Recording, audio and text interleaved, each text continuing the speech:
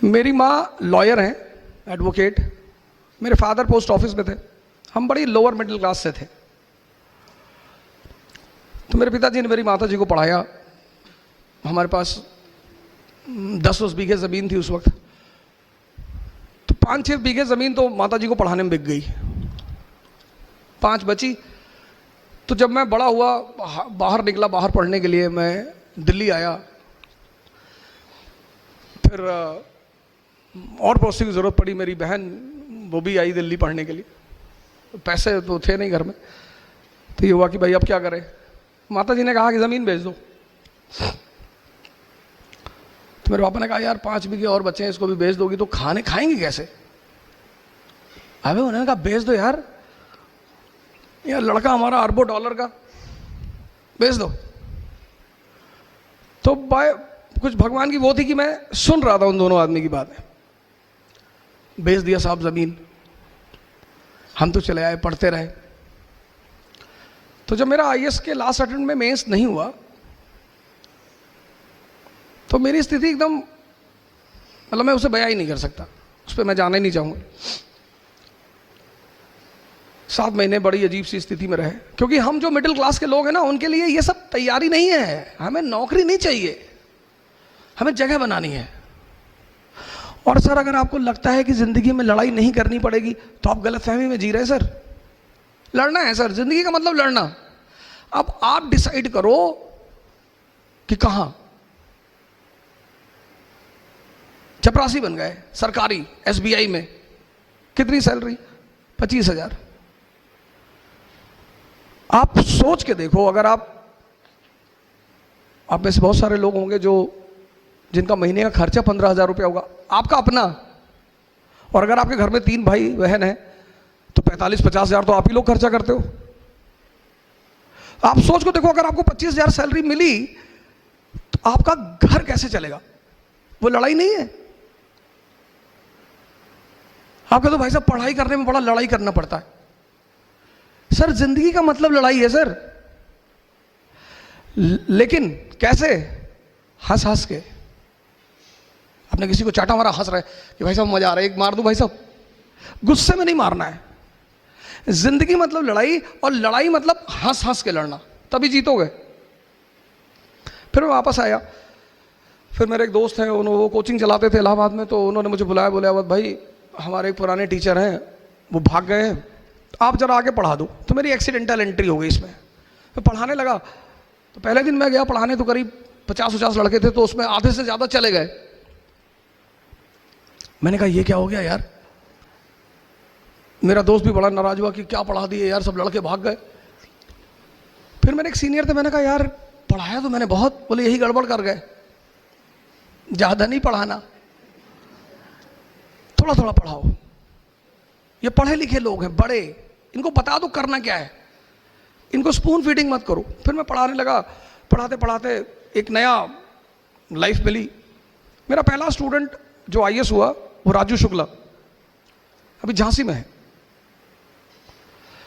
उसके बाद मुझे वो बड़ा अजीब सा लड़का था। मैंने उससे पूछा कि यार अकबर के बारे में कुछ जानते हो? कहा सर अकबर औरंगजेब ये सब भाई भाई थे। तो मैंने कहा यार इससे काम, अभी झांसी में है, मैं अगली बार लेकर आऊंगा, भगवान ने चाहा तो, मालिक ने चाहा मैं उसे लेकर आऊँ, मैं उससे भी मिलाऊंगा कि देखो ऐसे लोग। दिशा, पहली चीज मैंने आपको बताया समझना। दूसरी चीज जो मैं आपको बता रहा हूं, जिंदगी में जो सबसे इंपॉर्टेंट चीज है वो है डायरेक्शन। जीत कोई भी सकता है। दुर्योधन की तरफ से महाभारत के युद्ध में कौन खड़ा है? द्रोणाचार्य, प्रोफेसर। स्टूडेंट भी हार गया और टीचर भी हार गया और दोनों मारे गए। लेकिन अर्जुन की तरफ से खड़ा हुआ है कृष्ण, वो कोच है। इस फर्क को समझिएगा। कोच का काम है दिशा देना। दुनिया के जितने धर्म हैं, इस्लाम, हिंदुइज्म, जिसने, सबने गुरु को बड़ा सम्मान दिया है, बहुत। मैं कश्मीर जाता हूं तो मुस्लिम डोमिनेटेड एरिया है, लेकिन इतना वो सब सम्मान वहां पे करते हैं लोग।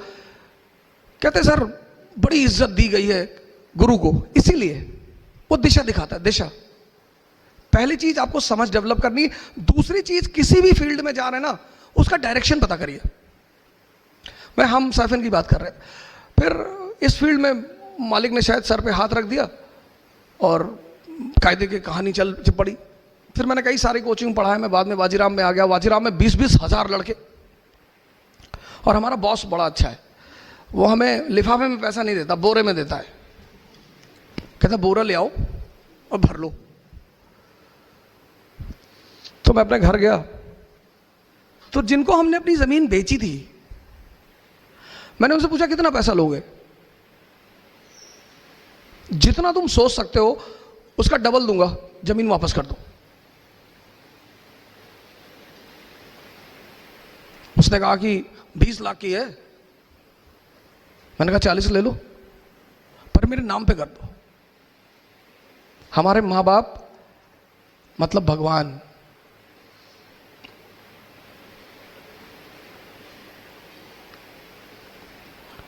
भगवान सैफिन आए, अम्मी इनकी नहीं आई किसी कारण से, मैंने बुलवाया जबरदस्ती, क्योंकि जब मैं पहली बार इनकी वीडियो देखा तो मुझे लगा यार मेरी माँ है ये।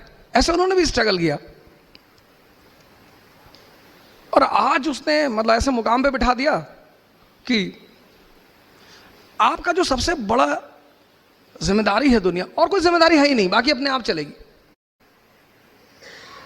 वह जिम्मेदारी ये है कि आपके माँ बाप आप पर फक्र करें।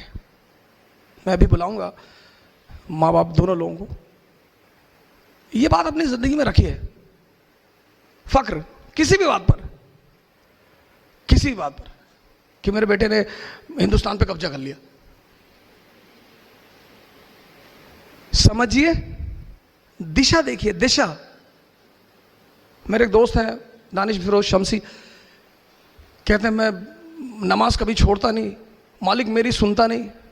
तू नमाज कभी पढ़ता नहीं, तेरी इतनी सुनता है। मुझे कहते हो, मैंने कहा पता क्यों सुनता है? क्योंकि अगर मैं एक ब्रेड भी खाता हूं ना सड़क पे खड़े होके, तो मैं उसको शुक्रिया कहता हूं कि तेरी मर्जी से खा रहा हूं।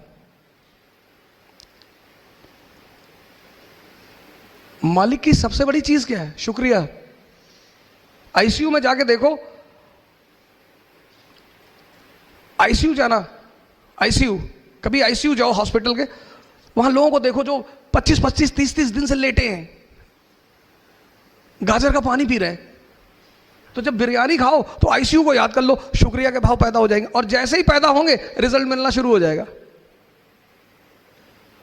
दिशा, नमाज पढ़ो, पूजा करो, तैयारी करो, कुछ भी करो, दिशा। अगर दिशा सही नहीं है ना सर, आपको कहीं रिजल्ट नहीं मिलेगा। मालिक ने इतनी बड़ी कायनात बना रखी, आपके सजदे का थोड़ी भूखा है वो, पर उसे लगता है कि आपको भी, जैसे आप किसी के लिए कुछ करते हो तो आप एक्सपेक्ट करते हो कि ये मुझे कुछ थैंक यू बोलेगा, गिफ्ट देगा। जैसे आप करते हो ऐसे वो भी शायद करता होगा, और आपको कुछ देना ही नहीं, शुक्रिया।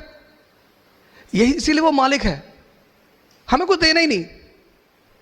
ऐसा कहकर हम अपने आप को बचाते भी है, ये भी एक फायदा है हमारा कि हमें कुछ देना ही नहीं, देना तो घर पड़ता ही है। समझ और दिशा। अब देखिए, मैंने आपको जो पेपर दिया, गौर करिए, कंपटीशन है ये, आईएएस एग्जामिनेशन नहीं है। एग्जामिनेशन में पास करना है। तो मान लीजिए इस क्लास में 100 लड़के हैं और एग्जाम दे रहे ग्रेजुएशन का, तो मैं चाहूंगा कि 100 के 100 पास हो जाएं। गौर करिएगा, आप ग्रेजुएशन फर्स्ट ईयर में हैं, 100 लोग हैं, मैं चाहूंगा आप सब लोग पास हो जाएं। लेकिन जब आप आईएएस की परीक्षा देने आएंगे, वो कंपटीशन है, वॉर, वहां मैं चाहूंगा सिर्फ 5 लोग पास हों। यानी एग्जाम और कंपटीशन दोनों में फर्क है। पहला लड़का क्या सोचता है कि पढ़ना है, नहीं, पढ़ना तो है, लेकिन कंपटीशन के लिए एक चीज और चाहिए, पर्सनालिटी।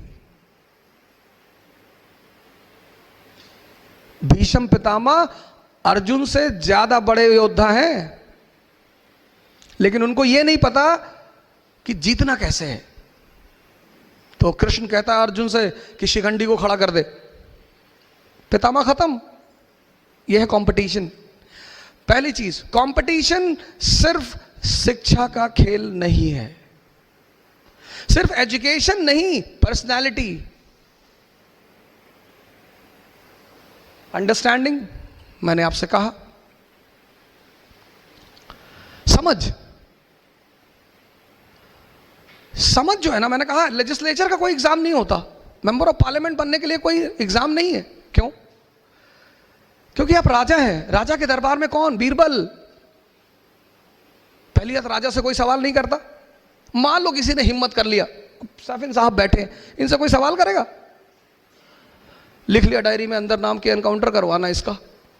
सवाल करते हो, बेइज्जती करना चाहते, आपसे तो कोई भी कर ले। समझ। बीरबल आपके दरबार में, मान लो किसी ने आपसे सवाल कर ही लिया कि भाई अमेरिका की राजधानी बता दो, आपने बीरबल को बता, इसको राजधानी बता। समझदारी। ये देश किसका है? हिंदुस्तानियों का। India is for Indians. यहां भगत सिंह ने फांसी दी, खाई, तो असफाकुल्ला ने भी, डॉक्टर अंबेडकर की तो इतना योगदान है उनका।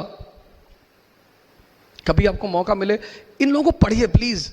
एक चीज अपनी जिंदगी में डेवलप करिए, ऑटोबायोग्राफी और बायोग्राफी पढ़ना। जब आप इनकी स्ट्रगल की कहानियां पढ़ेंगे ना, आपको बड़ी हिम्मत मिलेगी। समझ डेवलप करिए, समझ। Ashoka the great, Akbar the great, वो समझ गए India is a land of unity in diversity. हम सबको मिल के रहना है। मैं आगे पूजा कर रहा हूं, तू पीछे खड़ा होकर नमाज पढ़ ले, हमको साथ में रहना है। अंग्रेजों ने इसी बात का तो फायदा उठाया। 1765 पहले बंगालियों को मारा, साउथ इंडिया का आदमी बड़ा खुश हुआ कि भाई एक और मार दे। 1799 में उन्होंने साउथ इंडिया के लोगों को मारा, मराठी खुश हो गए कि भाई दो। 1816 में उन्होंने मराठियों को मारा। 1843 में उन्होंने सिंधियों को मारा। 1848 में उन्होंने पंजाबियों को मारा। एक एक करके मारा। समझदार बहुत थे, जान रहे थे एक साथ मारेंगे सब एक हो जाएंगे, एक एक करके मारा। और जब 1848 में पंजाबियों को मारा तो यूपी के लोग बड़े खुश हुए, अवध वाले, कि सर बहुत अच्छा किया सर, एक एक डंडा और मार दो सर। और 1856 में उन्होंने अवध वालों को भी मारा। सब हाथ ऐसे रख के खड़े हुए थे कि भाईजान हमको भी मारा। तो पंडित जी, मौलाना साहब दोनों खड़े हुए रो रहे। 1857 विद्रोह, दोनों रो रहे कि पंडित जी, बोले हाँ भाईजान, बोले हाँ हमको मारा भैया, हाँ हमारी दाढ़ी खींच ली, बोले हमारी चुटिया उखाड़ ले गए। फिर दोनों मिल गए, गले मिल गए कि हम अब इनको मिल के मारेंगे। मिले। जब एक दुश्मन ने सबको पीटा तो मिले, तो क्यों चाहते हो कि कोई दूसरा फिर आके तुमको पीटे? मिल के रहो। इतिहास, अंडरस्टैंडिंग, पढ़ने का मतलब अंडरस्टैंडिंग।